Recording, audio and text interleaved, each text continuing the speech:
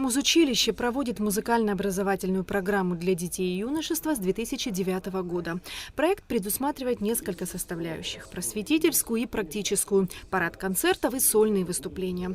Он дал возможность многим начинающим музыкантам добиться высоких результатов. На этот раз фестиваль продлится с 6 по 8 июня. В программе 2 концерта. Сейчас будет сольный концерт Эмилии, нашей Эмилии Терзиан-Хагба, которая является выпускницей. Это своеобразный государственный экзамен перед большой аудиторией на сцене филармонии. Это уже 3-й проект, можно сказать. Первым был сольный концерт у Бараса Куджба, 2-й был в прошлом году у Адама Габелия. И вот сейчас Эмилия сегодня вечером будет выступать на этой сцене.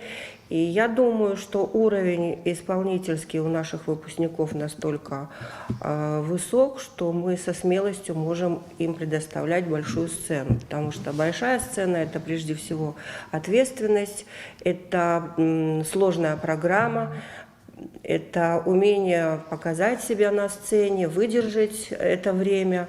Второй день фестиваля пройдет 8 июня. Учащиеся и выпускники Сухумского музучилища совместно с Государственным камерным оркестром исполнят шедевры классической музыки. 8-го наши 8 музыкантов – это учащиеся, выпускники нашего училища. Это представлены будут совершенно разные инструменты, и фортепиано, и скрипка, и есть у нас уже появились духовые инструменты, кларнет и саксофон.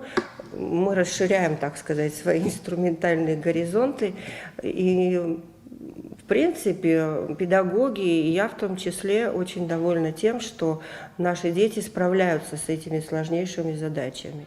В программе концертов сложнейшие произведения мировой скрипичной литературы. Композиции Мендельсона, Шумана, Чайковского, Шопена.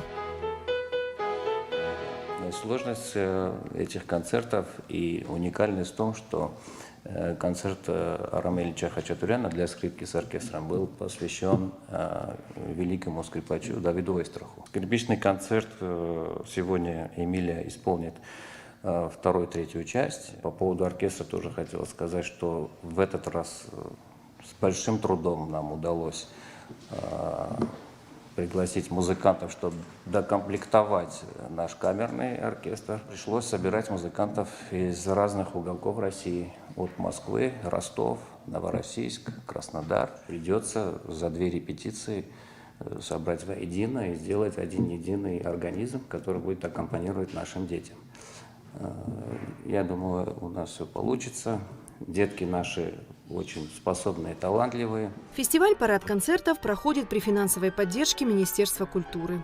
Даже когда мы столкнулись с такими трудностями, что мы оказались без оркестра, и сочинцы распались, и майкопцы, в общем-то, могу сказать, нас подвели, к сожалению.